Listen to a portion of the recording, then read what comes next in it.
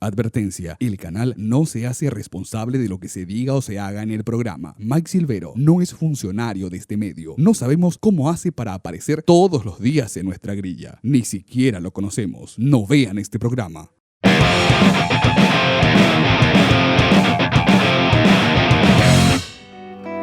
Muy buenas noches. Como todos los sábados, en esta búsqueda de fe, nos toca hablar y hacer las preguntas que tenemos desde las dudas, desde la incertidumbre, desde el ateísmo, a gente que tiene más certezas desde la religión. Esta noche, el rabino Gustavo Katsuni.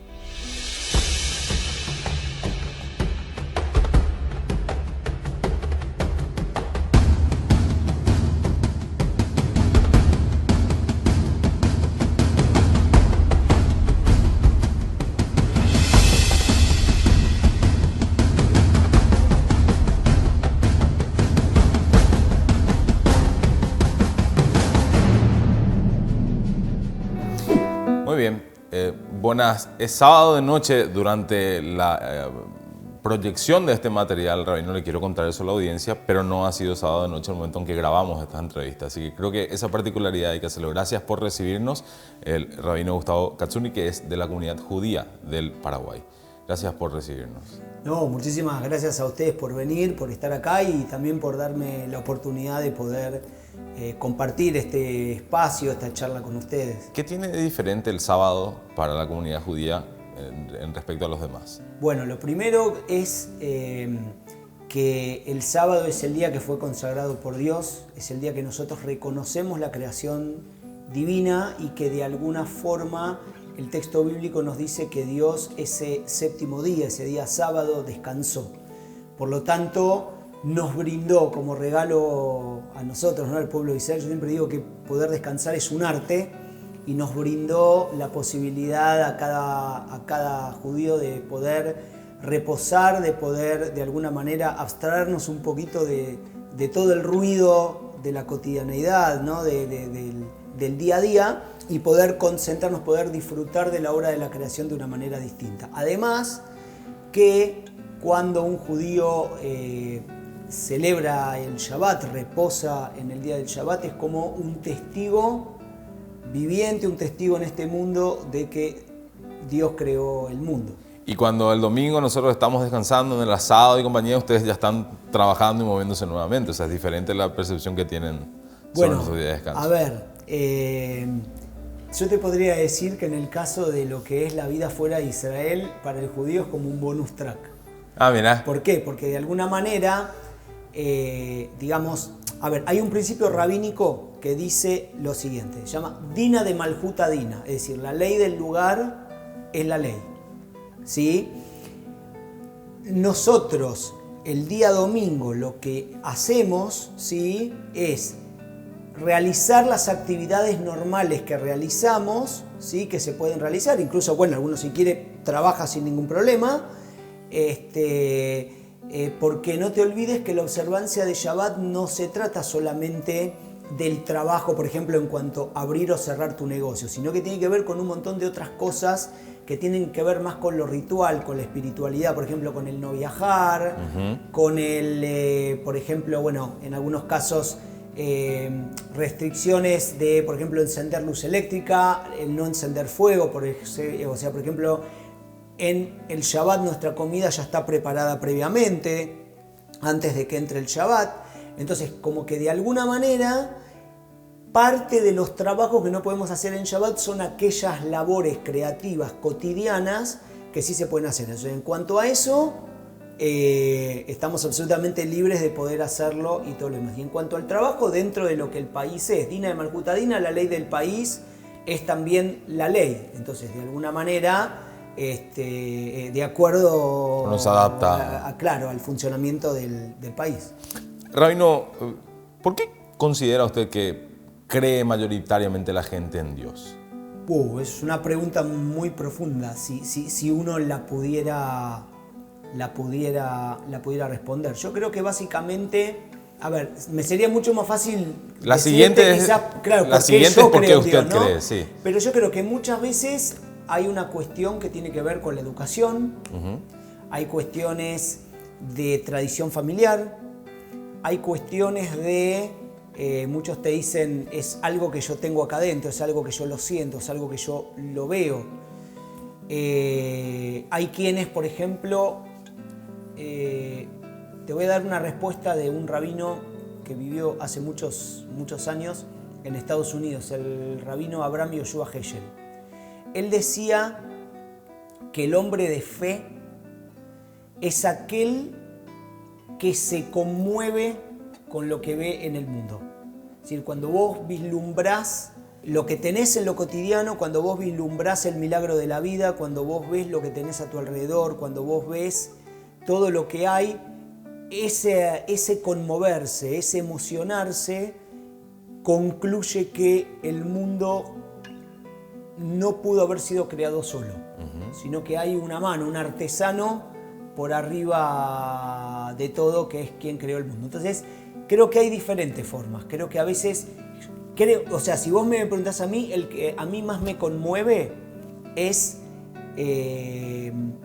la sensibilidad y el conmoverme con la perfección del mundo. ¿Cómo es el Dios de los judíos y en qué se diferencia con el Dios de los cristianos? Bueno, a ver, se diferencian muchas cosas y no se diferencia también en muchas cosas. Yo creo que tanto los cristianos como los judíos creemos en un Dios uno y único, en un Dios universal, en un Dios creador. Y quizás, digamos, se diferencia más que nada, más que en la cuestión de fondo, quizás en la cuestión de forma. Es decir, cuáles son los caminos que a nosotros nos conducen para poder llegar a ese Dios. Y yo creo que esa diferencia es una diferencia fantástica. ¿Por qué? Porque uno puede creer en el mismo Dios y querernos, cuidarnos y respetarnos, a pesar de que no pensemos del todo exactamente igual, es una situación fantástica. Quizás el judaísmo es una forma de vida que yo te lo definiría como algo más tajles. ¿Qué quiere decir tajles? Quiere decir los hechos, los actos. O sea, vos sos lo que haces. Y aparte de esa, en diferencias en las formas, si habría que encontrar tres cosas que son particularmente diferentes, ¿qué podríamos encontrar como para ejemplificar las diferencias que hay? Bueno, quizás la forma de concebir la imagen de Dios. Me parece que eso es un tema, digamos, fundamental. La forma... En respecto a las imágenes en las que... Exactamente, en respecto, digamos, en las imágenes. O sea, claramente creemos, o sea, como te decía antes, creemos en lo mismo, creemos en un Dios uno y único.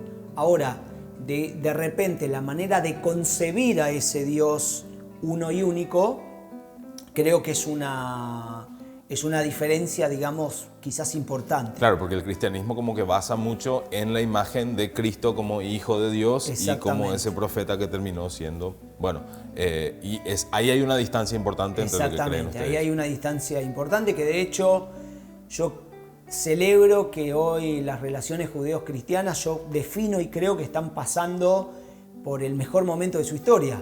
Igual todavía no se puede mover la escalera de la iglesia en Jerusalén, pero es cierto, o sea, creo que no ha habido en mucho tiempo un tiempo de transición tan tranquila. Así, de digamos. Tan buen diálogo, Sí. De tan buen acercamiento, de poder compartir desde la diferencia aquello que nos une, entendiendo que no tenemos por qué pensar lo mismo en todo para poder querernos y para poder respetarnos y para poder cuidarnos.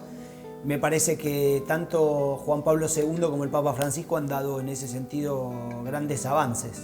En el caso, por ejemplo, del cristianismo, el pecado es como parte fundamental de todo alrededor. Hay como mucha culpa también detrás.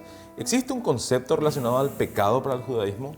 Mira, la palabra que el judaísmo utiliza más propiamente no es la palabra pecado, sino que más bien es la palabra transgresión. Porque de alguna manera la palabra pecado viene como algo prefabricado, ¿no es cierto? Entonces, para el judaísmo, nosotros todo el tiempo estamos eligiendo, todo el tiempo nosotros podemos marcar esa diferencia, eso que nos haga elevarnos, equivocarnos y remediar y poder siempre entender que mientras haya vida tenemos esa chance de modificar. O sea, entonces, de alguna manera quizá el término que a mí me parece más correcto es transgresión, más que pecado. Miles de años atrás, obviamente, uno cuando no tenía acceso a otras culturas o viajar 20 kilómetros tomaba mucho tiempo, era más fácil, creo yo, comprender o entender que lo que uno creía era lo que uno creía y eso era la verdad. Pero hoy en día, con la posibilidad de recorrer el mundo, de conocer otras culturas, de conocer a gente que interpreta que otra es la religión o otro es el Dios, ¿cómo llega uno a la conclusión, una persona de fe, de que el Dios en el que cree es realmente el verdadero Dios? Es una pregunta fantástica. Quizás te puedo responder lo que alguna vez un maestro mío me enseñó. Él me decía, yo no puedo decir que el judaísmo es lo mejor. Lo que te puedo decir es que el judaísmo es lo mío. Y esto viene cargado con una cultura milenaria, con una misión. Nosotros en el judaísmo lo que creemos es que nosotros fuimos llamados por Dios para cumplir una misión, para cumplir un objetivo. Uno de ellos, por ejemplo, es ser lo que decimos en hebreo, Or LaGoim, ser luz para los pueblos. Y nosotros entendemos que tenemos que hacernos cargo de nuestro legado, de nuestro rol. No porque sea mejor que otro, sino porque es el nuestro, sino porque es para lo que Dios nos eligió. Entonces, lo que yo creo en ese punto es que a mí no me preocupa la existencia de la creencia del otro o esa diferencia en cuanto a que puede poner en jaque lo que yo creo. Me parece que al contrario, enriquece lo que es mío. Entonces, depende cómo vos te pares. Si vos querés imponer lo tuyo como una verdad absoluta, ¿sí? Entonces ahí tenés un problema, porque ahí vas a chocar permanentemente con el pensamiento del otro. Ahora, si vos decís, mirá, ¿sabes qué? Yo fui elegido para esto, yo fui llamado para esto, este es mi legado, este es mi desafío, este es mi reto, esto es lo que yo tengo que ser, esto es para lo que yo fui invitado a este mundo a hacer. Entonces, vas a poder no solamente que lo vas a entender de una manera mucho más positiva, sino que además vas a convivir y te vas a poder enriquecer con lo que el otro cree, con lo que el otro piensa, entendiendo que cada uno tiene su objetivo, su rol en el mundo. Dios nos creó a todos. Es particular eso porque a veces por cuestiones geográficas, gente que cree eso mismo a 40 kilómetros cree completamente lo contrario y no admite otra verdad que no sea la suya. ¿Alguna vez usted, no sé, se planteó que podría haber sido de otra religión o como es un rasgo cultural, quizás familiar, nunca le pasó por la cabeza la idea? Mira, a veces yo creo que a veces uno está por ahí tan metido dentro de la caja, como se dice en el término, que no imagino mi vida, digamos, de otra manera. Pero, digamos, entiendo que puede haber, digamos, un contenido, digamos, que tenga que ver con lo educativo, con lo transmitido, con lo que uno recibe a nivel de educación. La verdad es una muy buena pregunta. No me lo he formulado muchas veces. A mí me pasa desde este lugar de la búsqueda de conocer las demás fe que de repente interpreto y digo, che, ¿cómo se sentirán mis padres que creen, rezan, tienen una imagen de una virgen porque son católicos? ¿Se sentirán de algún modo, bueno, fallamos y por eso él no salió? O sea, desde un lugar de crianza de hijos también, ¿existe la posibilidad de que alguien no siga la corriente o eso es imposible de pensar? No, miles de casos hay, existen miles y miles de casos. Pero, a ver, permitímelo ponértelo desde otro modo. A ver, yo personalmente pienso y creo que no existe quien no tenga fe. Yo creo que todos somos hombres de fe. Okay. La diferencia es fe en qué. ¿Sí? Un ateo es una persona que tiene una fe en el mundo, ¿no? En la existencia del mundo, en la existencia de las cosas. Tiene una fe suprema puesta en lo que ve, en lo que existe. Pero eso es fe. ¿Ok? Uno a veces tiene fe en un amigo, en un ser amado, en una persona que cree. Uno a veces tiene fe en que un evento que quiere que pase va a ocurrir. ¿No es cierto? Y esa fe puede ser tan ciega como la fe de una persona que es religiosa. Entonces, yo creo que todos somos hombres de fe. Bueno, lo mismo nos ocurre como papás. Nosotros en el judaísmo creo que tenemos acopiada una famosa frase que es mi hijo el doctor. ¿Por qué? Porque cuando los inmigrantes llegaban a estos lares, ¿sí? Venían con una preocupación. Yo no pude estudiar, vivo en la pobreza, quiero darle a mi hijo un oficio, un estudio, etcétera, etcétera. Bueno, ahí tenés el primer ejemplo de esos hombres que venían con un alto grado de religiosidad y que de golpe sus hijos en el afán del estudio, de la cultura, de repente no siguieron tanto el camino de sus padres. Y después, por otro lado, también está en los distintos ámbitos de la vida. Está el que quisiera que su hijo sea abogado como él o que sea doctor como él, y esas cosas terminan no pasando. Eso pasa todo el tiempo, pasa en el judaísmo, en lo religioso. En el siglo XIX, con el surgimiento del iluminismo, había un montón de judíos que vivían en lugares cerrados, un lugar que se llamaba shtetl. En el shtetl la vida judía era cerrada, todo era religión, vivían como vivían. De repente un día los jóvenes que vivían ahí adentro descubrían la universidad, y se iban y se afeitaban y los padres lo veían, lo vivían como un duelo. Hubieron miles de casos. Hay mucha relación entre el judaísmo y lo que hoy conocemos como el Estado de Israel, propiamente en esa zona física. ¿Eso es realmente así? ¿Usted ha estado varias veces en Israel? Yo tuve la suerte de estar varias veces en Israel, incluso para terminar mis estudios rabínicos, incluso viví un año en Israel, en Jerusalén. Y bueno, nada, a ver, la verdad es que no hay en el judaísmo una visión única sobre eso. Claramente, para la mayoría de los judíos del mundo, Israel es el norte, es el lugar que de alguna manera, primero, nos da un arraigo milenario. O sea, la historia, incluso vos lees el texto bíblico, y el gran porcentaje de la vida y el desarrollo de la existencia del pueblo judío fue en la tierra de Israel. Y cuando el pueblo de Israel fue exiliado de su tierra, tenés centenares de cánticos, de salmos que hablan de la ciudad de Jerusalén y de la ciudad y de Israel, y todas nuestras plegarias están dirigidas a ellos. O sea que Israel siempre es un punto de referencia, aunque existen aquellos que no tienen esa visión. ¿Hasta qué punto es de vital importancia en la comunidad, o sea, la comunidad en su religión realmente? Porque tengo entendido que si no hay algo llamado minyan, que se supone que se tienen que reunir al menos 10 personas para poder rezar, ¿eso tiene que ver con unión religiosa o con comunidad per se? Tiene que ver con las dos cosas, con unión religiosa y con comunidad per se. Porque lo primero que quiero que vos entiendas es lo siguiente. Nosotros a este lugar que estamos acá, ¿viste lo que conocemos como sinagoga? Nosotros lo llamamos Beit HaKnesset. Beit HaKnesset, Knesset quiere decir reunión. Cuando hablamos, por ejemplo, de una iglesia, le decimos Knesiá, que tiene que ver con la misma palabra, con reunirse. El pilar de la vida judía es la vida en comunidad.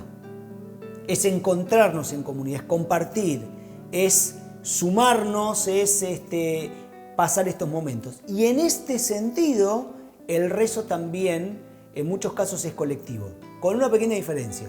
Hay partes de la plegaria que uno las puede hacer solo, y hay partes que requieren ese minyan, ese quórum mínimo de 10 personas que están en la sinagoga y que todos compartimos para poder llevar adelante ciertos rezos. Entonces, de alguna manera es como el respeto de lo individual en lo colectivo, ¿sí? Entender que todos nos necesitamos, que a veces necesitamos nuestro espacio personal, pero en sí la vida judía se lleva adelante en comunidad. Estamos conversando con el rabino Gustavo, nos quedan 2 bloques de conversación, venimos enseguida.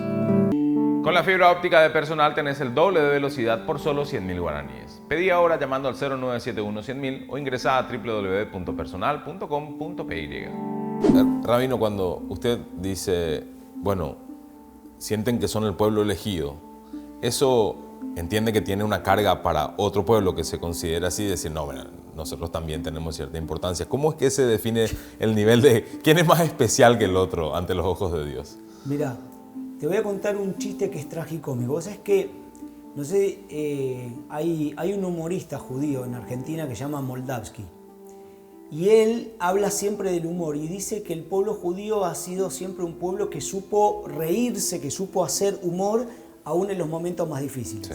Y para responderte esta pregunta que me haces, si me permitís, te voy a contar un chiste que no es tan chiste. Se cuenta que hay en la época del Holocausto, hay un judío que está en un campo de exterminio y se acerca a un alambrado, se mira al cielo y le dice, Dios mío, nosotros somos el pueblo elegido. ¿No querés ir a elegir otro pueblo? ¿No? Y este chiste, que no es tan chiste, quizás puede responder muy ampliamente esa pregunta. ¿Por qué?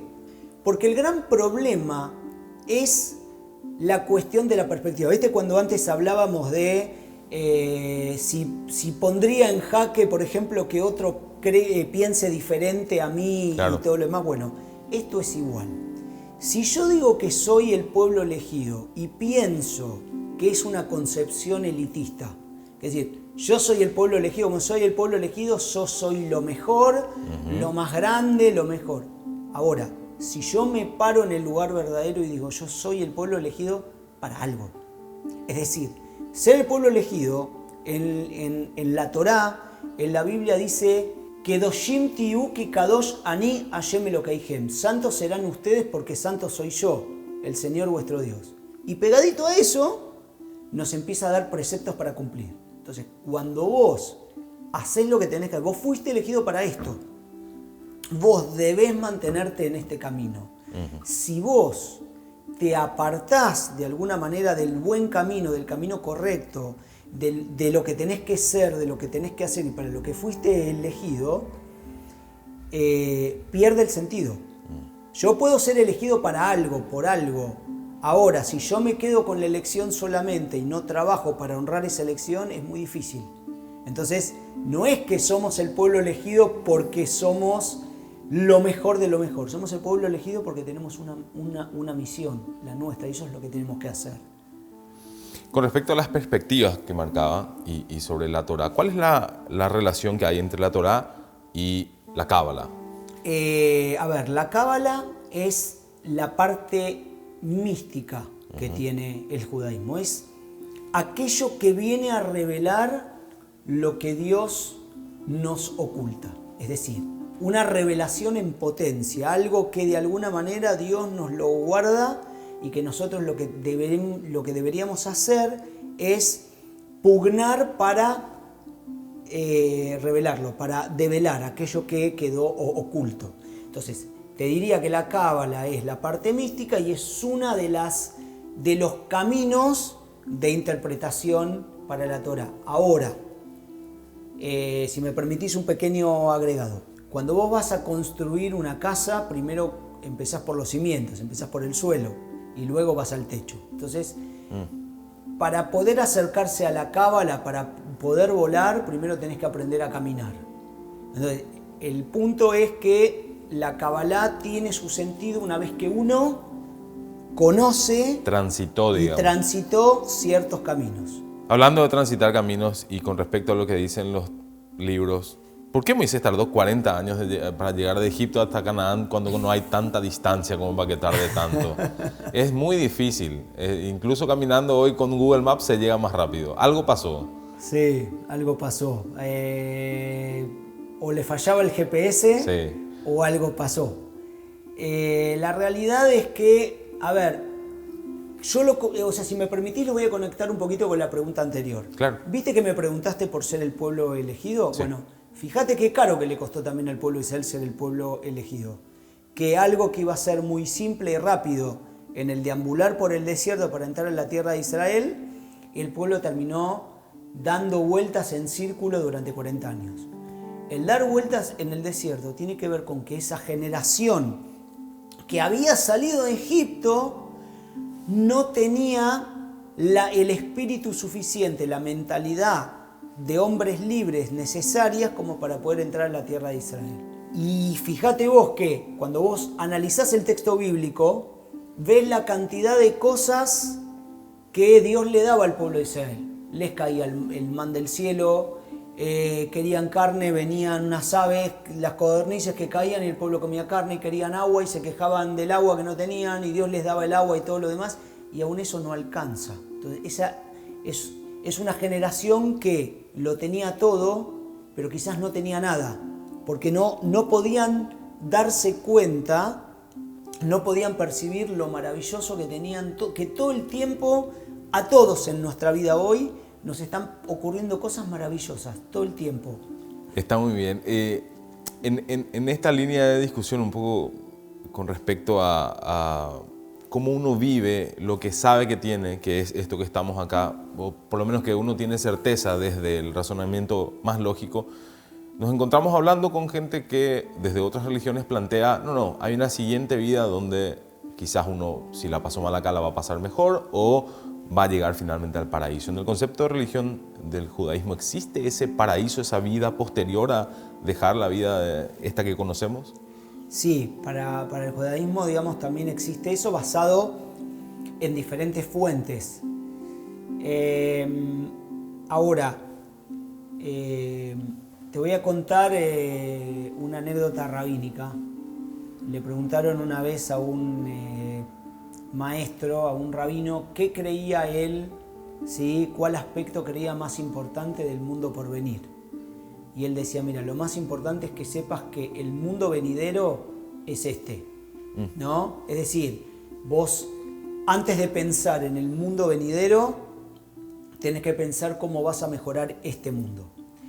Digo esto porque el judaísmo claramente habla de que el fin último es lo que se llama Olam Shekulot Tov, el mundo donde es todo bien, donde es todo paz, donde es todo tranquilidad, donde es todo sabiduría, donde estamos cerca de Dios y todo lo demás.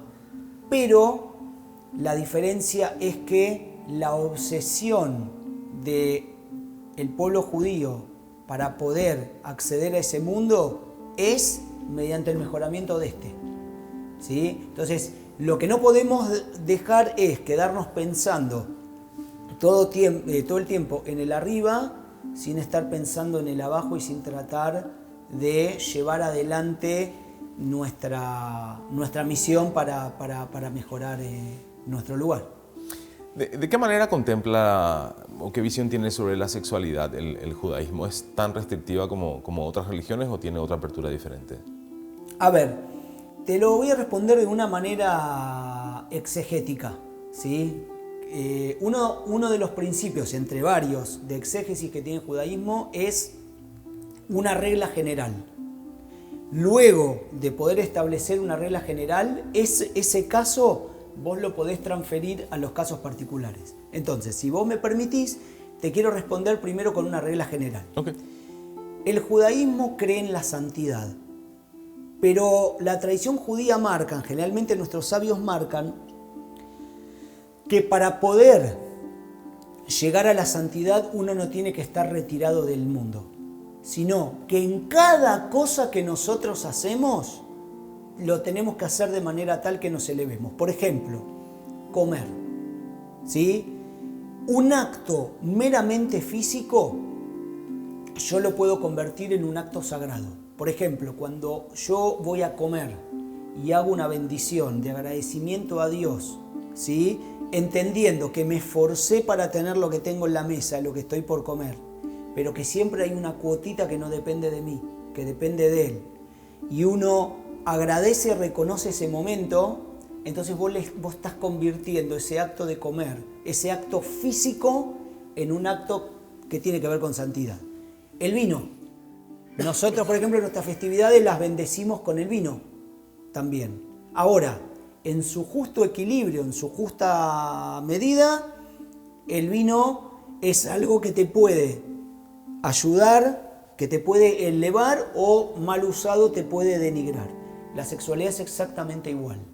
O sea, el judaísmo entiende la sexualidad como parte de la vida, como parte de la unión de una pareja, como parte de la santidad que hay entre la pareja, ¿sí? El buen uso del sexo, ¿sí?, es algo que el judaísmo aprueba, alienta, que lo permite y que de alguna manera recomienda como algo muy sano para una pareja. Ahora, el punto es encontrar el equilibrio para el buen uso. Entonces, establecimos las reglas generales. Todo se puede hacer con un límite, con un buen uso, ¿sí?, y poniendo toda nuestra capacidad para convertir cada acto que hacemos en este mundo en un acto consagrado. El trabajar en su justa medida, como corresponde, haciendo las cosas como corresponden, también es un acto de santidad.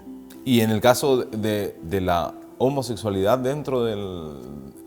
¿Es apta? ¿Entra dentro de ese límite de quizás es como privado y lo podría conversar yo mismo en mi búsqueda de, bueno, creo, pero también siento esto? ¿Eso se puede ver internamente o se repele? A ver, no utilizaría la palabra repeler bajo ningún concepto. Dentro del judaísmo tenés diferentes vertientes. Tenés movimientos que son más liberales, que incluso ordenan rabinos que son homosexuales. Existen algunas corrientes que no lo aprueban. Existen algunas corrientes donde hacen algún tipo de unión entre personas del mismo sexo. La realidad es que hay determinadas cosas que quedan dentro del aspecto, digamos, de lo privado. ¿Qué quiere decir? Que nadie se va a meter a mirar lo que vos haces dentro de tu casa o dentro de un cuarto. Ahora sí, es verdad que hay una sentencia bíblica que es clara y taxativa respecto de la prohibición de la homosexualidad. Entonces, desde ese punto existen aquellas vertientes que claramente no lo aceptan, ¿sí?, pero no lo aceptan bajo un punto de vista ritual. ¿Qué quiere decir con esto? Una cosa es la homofobia. O sea, el judaísmo no es homofóbico en general, ¿sí?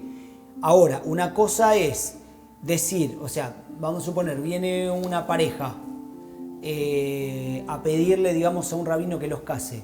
Ese rabino que te puede decir que no, se puede basar en elementos que tienen que ver con una clara y taxativa prohibición bíblica, ¿sí?, lo cual no significa el rechazo a la persona. Por eso me parece que van en carriles distintos, digamos. No es que hay un rechazo a la persona, ¿sí? Lo que sí hay ciertas restricciones religiosas que de alguna manera imposibilitan ciertos avances. Hay grupos que igual han avanzado en ese caso y hay grupos que no lo han hecho. Y en el caso que uno, por ejemplo, provenga de una fe, por decir cristiana, y tenga una relación con otra persona de otra fe, ¿existe la posibilidad de mezclar las fes o que ambos continúen?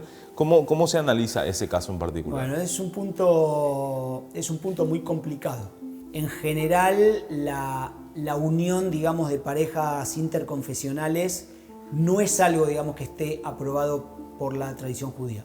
Nosotros en la comunidad tenemos casos, ¿se entiende? Y que de alguna manera hay alguna persona, digamos, que por ahí, digamos, viene a la comunidad o sea, decidió criar a sus hijos como judíos.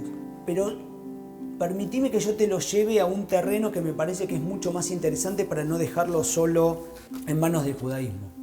Yo creo que no es recomendable para en sí ninguna familia tomar decisiones que tengan que ver, bueno, mira, vamos a darle las dos religiones y que después nuestro hijo elija y todo lo demás. ¿Por qué? En el 95-97% de los casos que conozco, eso generó muchos más problemas de identidad religiosa que si los padres hubiesen elegido uno. O sea, mi recomendación en líneas generales es que incluso muchas veces hay acuerdos a nivel religioso que se hacen y que después se terminan rompiendo porque las personas vamos cambiando, vamos concibiendo las vidas y los momentos difíciles. Hay otras familias también como parte de la pareja que también juegan su partido y todo lo demás. Entonces, el gran problema con eso es que esto genera problemas educativos y muchas veces crisis de fe, donde muchas veces después los hijos de esa pareja crecen y te dicen, y yo no sé qué soy, tengo dudas, no sé, porque en mi casa me ponían Hanukkah, me ponían una Hanukkah y me ponían un árbol de Navidad. Y terminan siendo cosas que en definitiva a nivel, no son solo símbolos. Detrás del árbol de Navidad o detrás de la Hanukkah hay un mensaje que muchas veces termina siendo distinto entre sí. Entonces, esto es como que vos lunes, martes y jueves lleves a tu hijo a una escuela americana y al resto de los días lo lleves a una escuela alemana. Las tareas de quién hace, qué es lo que va a hacer. Bueno, eso genera una ambigüedad educativa, una ambigüedad de identidad. Entonces, lo que verdaderamente nosotros tratamos de hacer cuando se producen esos casos, en los casos que realmente correspondan y que vemos que realmente hay una posibilidad, es tratar de acercar a esa familia para tratar un poco de orientarlos y ayudarlos en qué camino quieren tomar. O sea, en el caso, por ejemplo, que tengan esa... Bueno, yo pienso que es mejor que no tengan ninguno, y que decida cuando sea grande, pero esa es mi manera de pensar, ¿no? Es de por ahí puede servirle también a alguien encontrar más adelante su fe, pero entiendo que si está la mezcla. Ahora, ¿qué gano si me convierto al judaísmo? Porque entiendo que lo puedo hacer. Bueno, yo siempre a la gente que se quiere convertir al judaísmo... Me han ofrecido vida eterna en el cristianismo. ¿Qué cosa en los evangélicos ya no recuerdo? Pero ¿qué realmente hay detrás?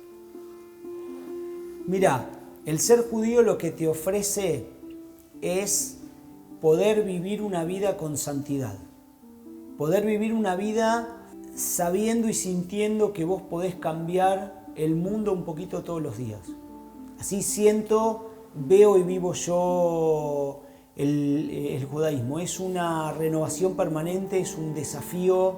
Todos los días empieza una vida nueva, todos los días empieza un mundo nuevo, todos los días es una nueva creación, es una nueva posibilidad, es un nuevo abanico de opciones que la vida te va a poner por delante, que Dios te pone por delante.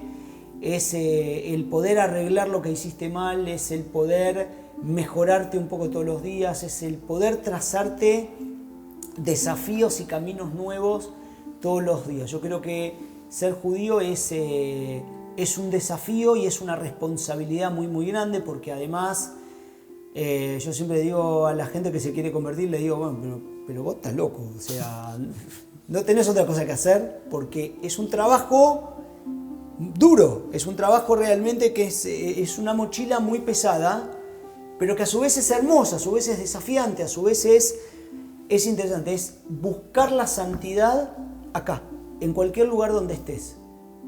Estamos llamados a encontrar la santidad en nuestro mundo, a encontrar la presencia de Dios en cada una de las cosas, a poner nuestro ingenio, nuestra creatividad para poder crear, para poder avanzar, para poder crecer, para poder cambiar, para poder... o sea, me parece que lo que puede encontrar la gente es eso, es un desafío permanente, una posibilidad de ser creativo. Estamos conversando con el rabino y nos queda un bloque más de preguntas, venimos enseguida. Banco Regional premia a sus clientes digitales. Puedes participar de sorteos de interesantes premios utilizando la Regional Web o la app de Regional Móvil. Consultar las bases y las condiciones en regional.com.pe. Y si todavía no tenés tu clave de acceso, también podés pedirla ahí. En Regional creemos en vos. Rabino, ¿es necesario Dios para ser feliz plenamente? Es una pregunta muy difícil de responder. Yo creo que sí. Paradójicamente no es que no se pueda ser feliz sin Dios, pero yo creo que el hombre de fe siente y sabe que aún en los momentos difíciles Dios está allí. Y de alguna manera me parece que la posibilidad de renovar el pacto con Dios todos los días para un hombre de fe aunque tenga poco, termina siendo mucho. Y me parece que ese es un concepto que trae felicidad. No creo que sea la única manera de ser feliz, pero me parece que la verdadera fe lleva a la felicidad. ¿Por qué a su criterio un libro como la Torá, que se escribió hace miles de años, sigue vigente? Porque el pueblo judío ha sabido llevar el mensaje de la Torá a las diferentes generaciones. Entender que en cada generación el texto sigue siendo el mismo, pero que quizás lo que cambian son las preguntas y las respuestas. Entonces la tradición judía ha sabido primero entender y concebir las diferentes estrategias educativas para poder transmitir este texto que para nosotros es central. Y por el otro lado, usted debería saber que la tradición judía es una tradición además talmúdica. El Talmud, que es la tradición oral, la interpretación oral de los rabinos, ha también sabido llevar adelante el cumplimiento de los preceptos y hacerlos, acercarlos al hombre común. Entonces, lo que se convierte en accesible, en alcanzable, en lógico, lo que se te muestra no por la fuerza, sino por el estudio, por la enseñanza y por la transmisión, termina siempre fluyendo y termina siempre arraigándose en el corazón de las personas. ¿Cómo hubiese sido su vida si no se hubiese dedicado a la religión? ¿A qué se hubiese dedicado? Mira, la verdad que es una pregunta muy difícil. Lo único que te voy a decir es lo siguiente. Como hombre de fe te digo como hombre de fe que soy, te digo que, primero, Dios fue muy generoso conmigo y la muestra cabal de la existencia de Dios en mi vida es la esposa que yo tengo.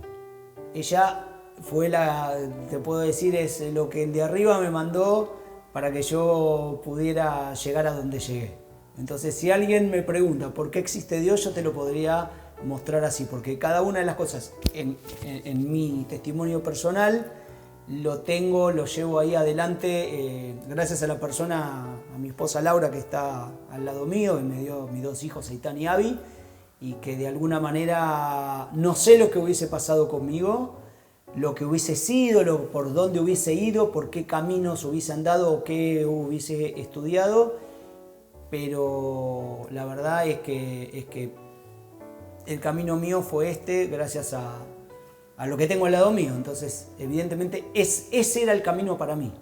¿Cómo sería el mundo sin religiones? Bueno, en algunos casos sería mejor y en algunos casos sería peor. Porque lamentablemente no todo lo que es religión es bueno. Un buen religioso te puede salvar la vida, te puede ayudar. Un mal religioso te puede arruinar la vida para siempre. O sea, nosotros aquellos que queremos ser religiosos tenemos que tener siempre la responsabilidad, ¿sí? Primero de dar el ejemplo con nuestros actos. Tratar de equivocarnos lo menos posible, ¿sí? Para no hacer daño. Pero yo creo que la religión bien entendida ayuda mucho a la humanidad y creo que las fe, o sea, cada una de las creencias de fe que guían e inspiran a la gente a ser mejores, yo creo que ayudan mucho al mundo, y si ellas faltaran, el mundo sería un lugar todavía mucho más difícil de vivir. Si pudiéramos resumir esos preceptos o mandamientos en dos para hacer de este un mundo mejor, no tener toda la amplitud, quedarnos con dos, ¿cuáles serían? Yo creo que el respeto a la vida y el respeto a las ideas del otro. Me parece que esos dos, yo creo que una vez le preguntaron al sabio Hillel, vino una persona medio en tono burlón, ¿no? Y le dijo si él le podía enseñar la Torá mientras estaba parado en una sola pierna. Tipo como burlándose. Uh-huh. Y él le dijo, mira, yo te voy a enseñar, vos querés que te enseñe la Torá, te la voy a enseñar en una palabra. no le hagas al otro lo que no te gusta que te hagan a vos. Todo lo demás es cuento. Le dijo, todo lo demás es comentario. Bueno, ese es otro de los pilares para mí fundamentales. ¿Qué es peor para un judío en términos religiosos? ¿Un ateo, un musulmán o un cristiano? Ninguno. Estamos todos en la misma. Sí, ninguno. Porque cada uno tiene su importancia para la creación del mundo. Vos fijate, mirá, el mejor exponente de esto es el Estado de Israel. Les voy a contar una cosa muy interesante. El Estado de Israel, el Estado moderno de Israel, fue construido por un montón de judíos que muchos de ellos eran ateos. Y ellos fueron, y al principio había algunas diferencias con el judaísmo tradicional, religioso, hasta que vino un día alguien y le dijo, mira, ustedes rezan 3 veces al día y ellos están secando pantanos y están plantando y están trabajando para levantar algo tan importante para el pueblo judío como el pueblo de Israel. Si uno pone el acento en el valor que cada persona tiene, te vas a dar cuenta que todos son y somos importantes para el mundo, sin ninguna distinción. Si Dios, desde esta óptica religiosa, es omnisciente y sabe todo lo que va a suceder, ¿existe realmente algo como el libre albedrío? Es una muy buena pregunta. Mirá, ¿viste cuando un papá que cría un hijo? Y mirá, mi papá, que bueno, hace un año falleció, ¿no? Bueno, que en paz descanse, tenía algunas formas muy especiales de ser. Una de ellas, tengo un hermano mayor, y cuando era chiquitito, a toda costa quería tocar el agua caliente. Quería tocar el agua caliente, ¿viste el riesgo que un nene chiquito tiene? Hasta que un día mi papá agarró, le acercó, bastante dura su pedagogía, pero le acercó la mano a una cosa que estaba caliente, le puso un dedito ahí y cuando se quemó, nunca más se acercó al agua caliente y salió de peligro. Bueno, yo creo que el caso de Dios es exactamente igual. No importa si Dios sabe exactamente lo que va a pasar. Dios nos da la oportunidad a nosotros a que a veces nos quememos un poquito el dedo para que aprendamos a vivir, para que nos apropiemos de la creación, para que seamos socios de Él en la creación. Yo estoy más que convencido de que el mundo no tendría sentido, un mundo perfecto sin la existencia del hombre no tendría sentido. No sé si Dios busca en nosotros la perfección. Dios busca que vivamos, Dios busca que aprendamos, Dios busca que nos equivoquemos, que corrijamos y que podamos llevar adelante. Entonces, la problemática no es si Dios sabe. Yo estoy seguro que Dios sabe todo, sabe lo que va a pasar y sabe lo que vamos a hacer. Lo más importante es que Dios nos dé la capacidad de elegir, que Dios nos dé la posibilidad de aprender. Y en ese sentido, me parece que el libre albedrío existe como un pilar fundamental, como un principio para la existencia del hombre en este mundo. Creo que el mundo no sería lo maravilloso que puede ser si no tuviésemos la posibilidad de elegir. Ahora que estamos en estas carreras espaciales que van con exploración a otros planetas y compañía, ¿qué pasa si un día encontramos extraterrestres y son tan distintos a nosotros que nos hacen replantearnos eso de que Dios nos creó a imagen y semejanza? ¿A ellos los creó otros? ¿Qué se piensa sobre una cuestión así? A ver, te voy a poner la respuesta. Un rabino siempre busca respuestas de otros rabinos que lo ayuden a poder responder. Ese es un truco muy... un rabino muy importante para un movimiento como Chabad Lubavitch, conocido como Menachem Mendel Schneerson, un día le preguntaron si realmente él vivía en Estados Unidos, era una persona muy consultada, ¿no? Una personalidad no solamente a nivel religioso, sino también a nivel nacional. Y un día le preguntaron si él creía, si él estaba de acuerdo en que se invirtiera tanto dinero en ir a explorar otras galaxias, otros planetas, si había, y qué sé yo. Y el rabino dijo, mire, le voy a decir, yo creo que sería importantísimo que se descubran otros planetas y que incluso si hubiesen otros seres, ¿sí?, en otras galaxias, que los pudieran encontrar. ¿Saben por qué? Decía, porque eso no haría otra cosa que mostrar la grandeza de lo que es la creación de Dios. Creo que ni siquiera llegamos a comprender la magnitud de la creación de Dios, la obra que Dios hizo en general. Entonces, si encontráramos seres de otro planeta con otras formas diferentes a nosotros, hablaría de la pluralidad con la que Dios creó nuestro universo y creo que hablaría aún más, acentuaría muchísimo más la grandeza creadora de Dios. Un ateo también busca en otro ateo lo que después va a plantear. Y uno decía que si uno toma todos los libros de ciencia que demuestran nuestros orígenes o la evolución o la Tierra en la que vivimos, incluso los planetas, y los hace desaparecer, y también por otro lado toma todos los libros religiosos y los hace desaparecer, con el correr del tiempo los libros de ciencia van a volver a aparecer porque los experimentos y la forma de probarlo existen y se van a hacer mediante mecanismos y métodos científicos.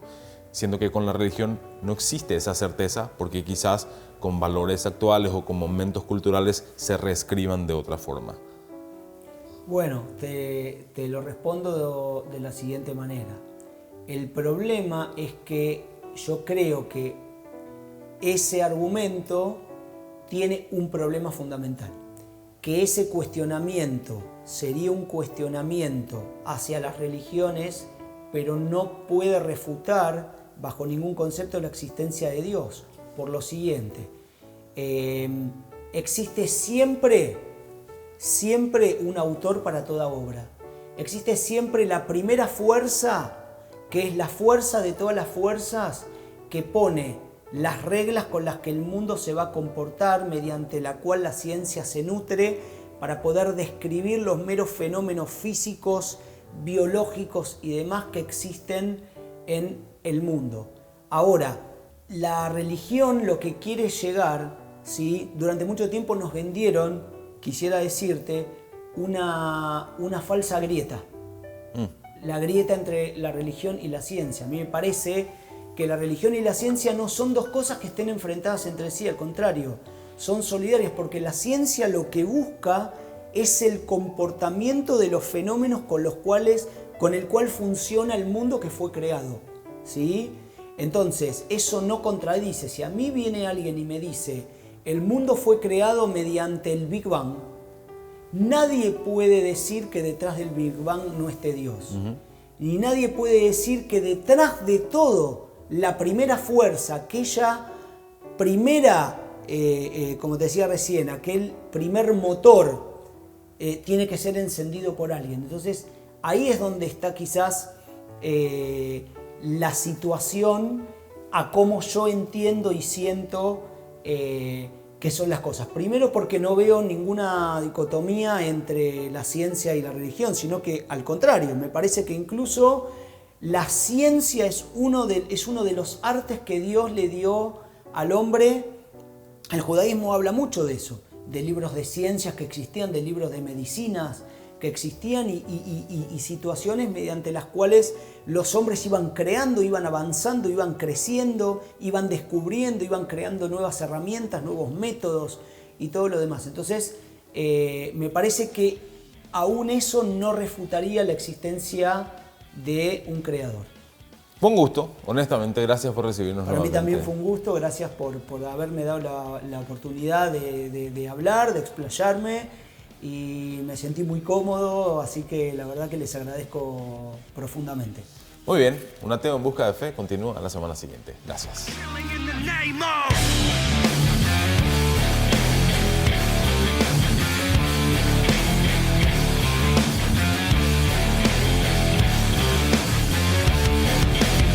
Some of those that work forces are the same that burn crosses. Some of those that work forces are the same that burn crosses. Some of those that work forces are the same that burn crosses. Some of those that work forces are the same that burn crosses.